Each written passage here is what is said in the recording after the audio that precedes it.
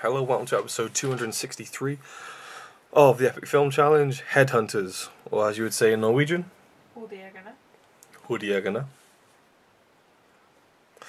This is a Norwegian film, and I knew nothing about it, but I said let's go watch it because it says a Norwegian film, because it's a Norwegian film.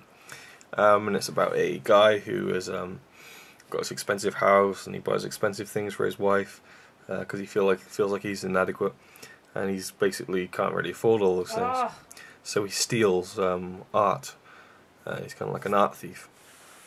And his job is a headhunter. Finds jobs for people and stuff like that.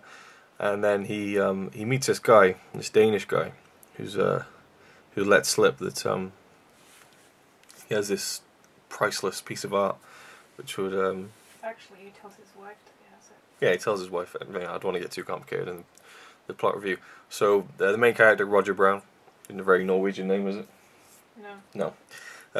That's made for the books to be international, I'm sure. So Roger Brown, he's like, right, well, I'm going to get this amazing piece of art then. So he steals it, and then he finds out that the Danish guy was kind of like an what would you call it?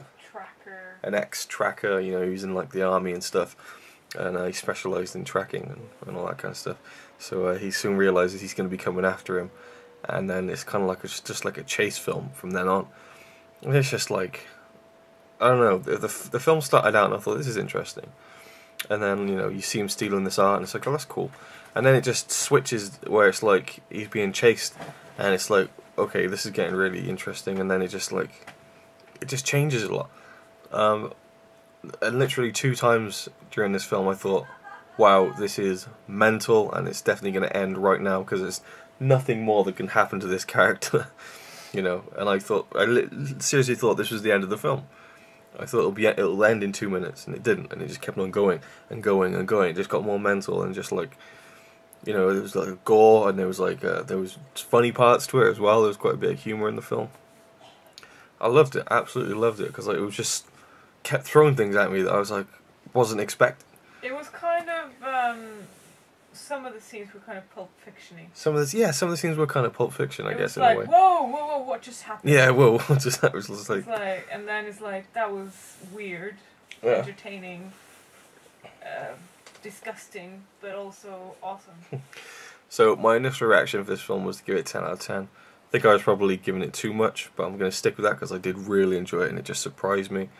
And I'm willing to overlook a few things I didn't like about the film, such as the ending, which ties in very well with the beginning, but I kind of thought like, and I won't get into that because it's a new film, some people will still be watching it. But yeah, there's quite a lot of gore in it. Well, not gore, but just like scenes where it's like, wow, and scenes where you don't want to watch. Scenes where you don't want to watch, yeah. Makes you cringe. That's a great way to put it. Put your hand in front of your face, at least I did. Yeah, but you just get taken on this journey with this main character, who at the start you don't really like. He's not a very likable protagonist, and then you kind of understand him. And then there's this scene at the end with his wife, which most films would have gotten wrong and kind of overdone it with the emotional scene of the film.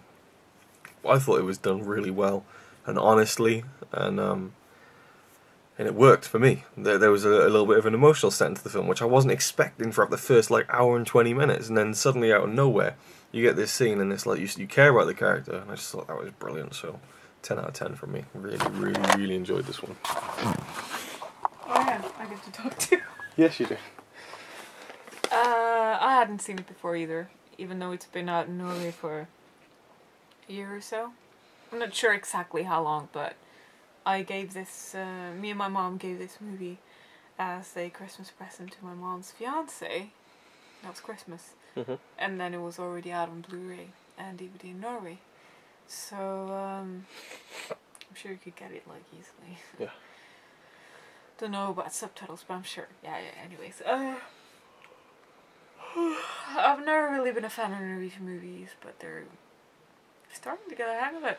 They're finally getting out there. I love the filming. I love the scenes. I love the camera angles. I love the cutting, and the music and the colors and the quality of it all. And the acting was amazing.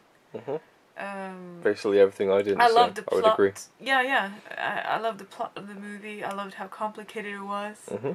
Entertaining. It didn't bore me one bit. The only thing that really, really annoyed me was the fucking old woman sitting next to me. Oh yeah, a cinema experience review here.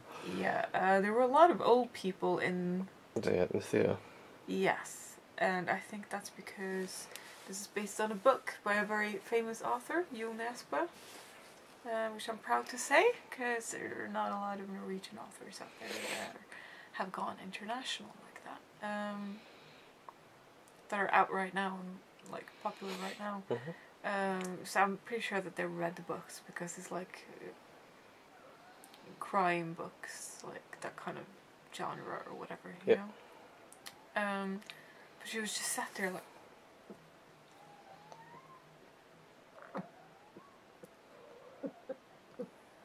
It's perfect background noise for Lily, but it was seriously that noise, and I swear to God she was playing with her teeth at some point.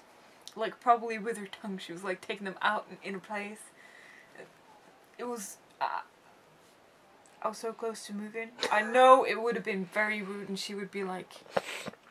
Because you wouldn't have moved probably. But it was really getting to me. And you should be happy I didn't hear it. And I hope I never get to hear it again. I will never sit next to an old lady or old man in the cinema again. Unfortunately, that sounds very rude, but if you're gonna make noises like that, what do you expect? Anyway. Okay, reading for the film.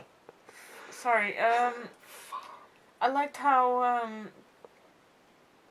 like you said, like, I thought the character either would be caught, for sure, when he was, okay, spoiler, when he was caught, he got away, and when we thought he was gonna die, he didn't die, and, oh yeah, spoiler alert over.